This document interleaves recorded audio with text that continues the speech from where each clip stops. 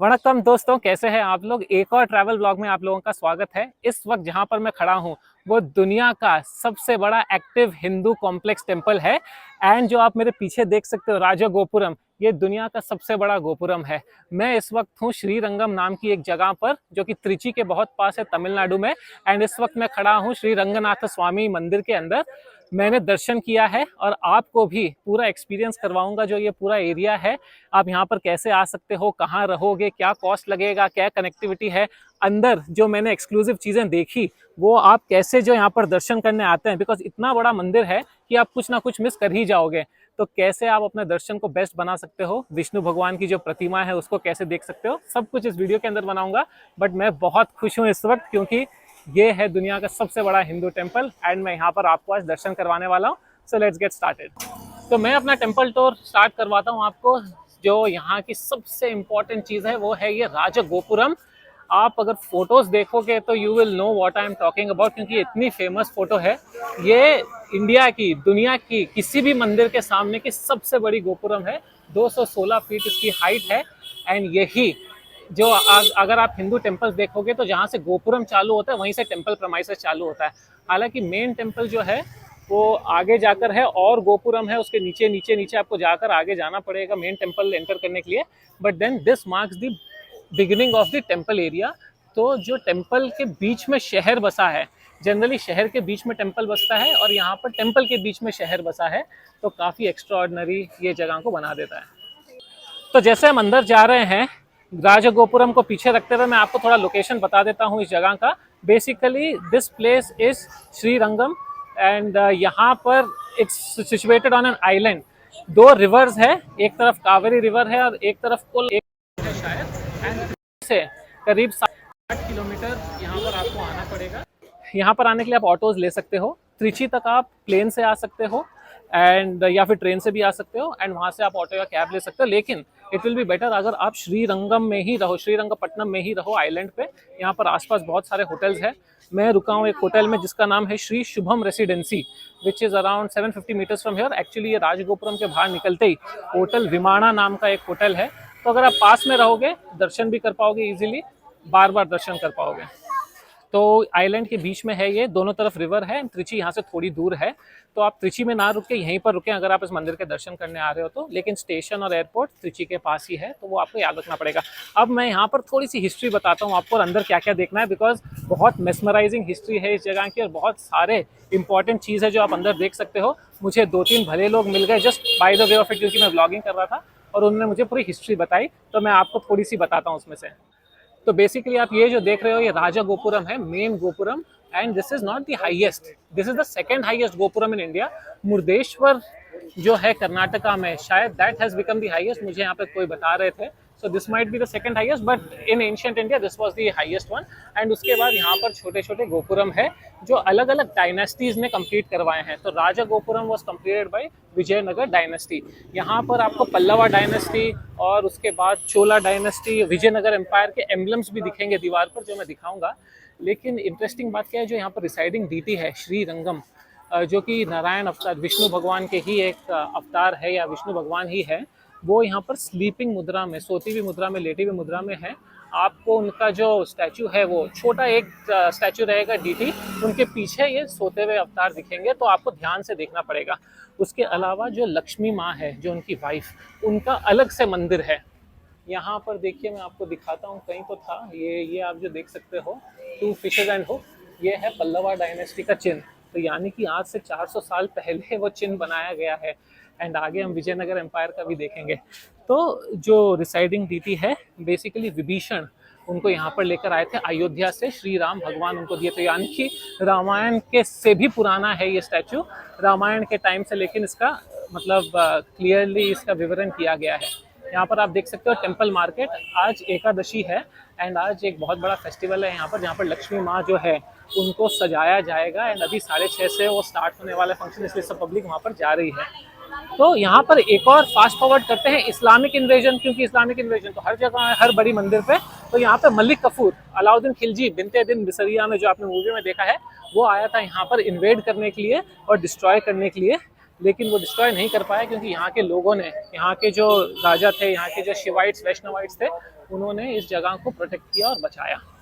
अब यहाँ पर एक बहुत ही इंटरेस्टिंग है, सुल्तानी या सुथरनी नाम की एक यहाँ पर आइडल है, उनका मंदिर है। तो वो she is believe to be the wife of Ranganathan, लेकिन she was actually the daughter या फिर नीस ऑफ मलिक कफूर या द सल्तन ऑफ इंडिया, जो भी थे उनके डॉटर थे। एंड यहाँ से जब वो छोटी मूर्ति लेकर गए, इस्लामिक इन्वेडर्स लेकर गए दिल्ली की, वहाँ उसको पिघलाकर उसकी मेटल को यूज़ करेंगे। लेकिन जैसे उस लड़की ने उसको देखा, उसको बहुत पसंद आ गया, यानी कि श्री रंगम भगवान पसंद आ गए, और वो बोली कि मैं ये मूर्ति नहीं छोड़ूंगी। ये देखिए, ये है एलिफेंट। फिर वापस मलिक कफूर परेशान होकर कोई तमिल डांसर्स और politicians, priest actually in the form of dancers आए और बोले कि ये मूर्ति हमें दे दो।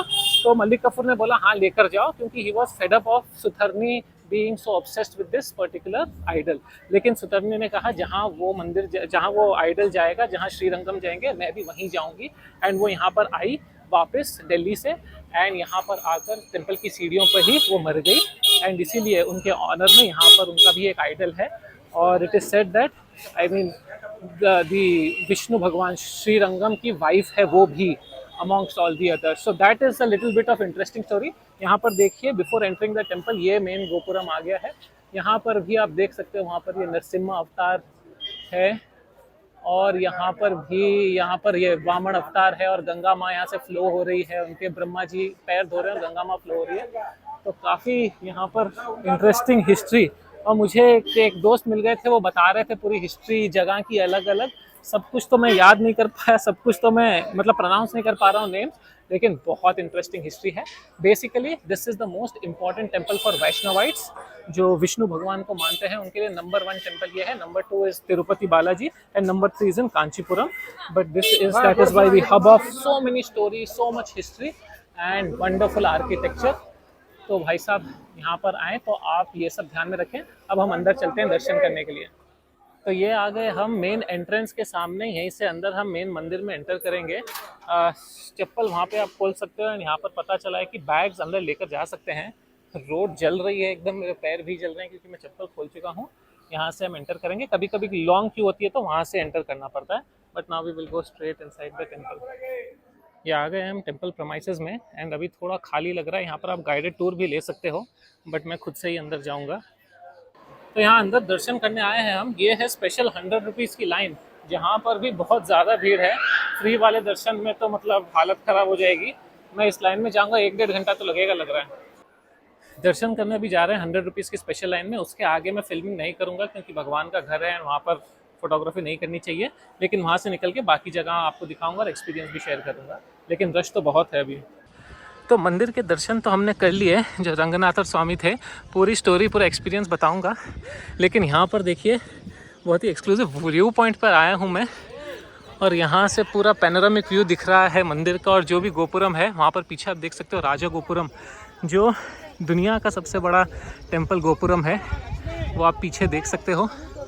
इतना खूबसूरत व्यू है। यहाँ से देखिए कितने सारे गोपुरम दिख रहे हैं। 50 रुपये की टिकट है ये। Wow, this is beautiful. यहाँ पर आप 10-15 मिनट ऊपर आ सकते हो। ये काफ़ी लोगों को पता नहीं है, लेकिन मुझे नीचे एक सज्जन आदमी मिल गए थे मेरे साथ लाइन में, उनको काफ़ी कुछ ज्ञान था, तो उन्होंने बोला कि आप ऊपर चले जाओ, 50 रुपीज़ की टिकट रहेगी। बट बहुत अच्छा व्यू पॉइंट है। वहाँ पर आप देख सकते हो जो गोल्डन विमाना बोलते हैं, जो मेन मंदिर है, जहाँ पर नीचे विष्णु भगवान का मूर्ति है। एंड पूरे लाइन से आप गोपुरम देख सकते हो। तो भाई साहब, अगर आप यहाँ तक वीडियो में पहुँचे हो तो आपको एक एक्सक्लूसिव सीक्रेट अनलॉक कर दिया है मैंने। आप ऊपर आकर ज़रूर देखिएगा एंड ये व्यू भी एंजॉय कीजिएगा।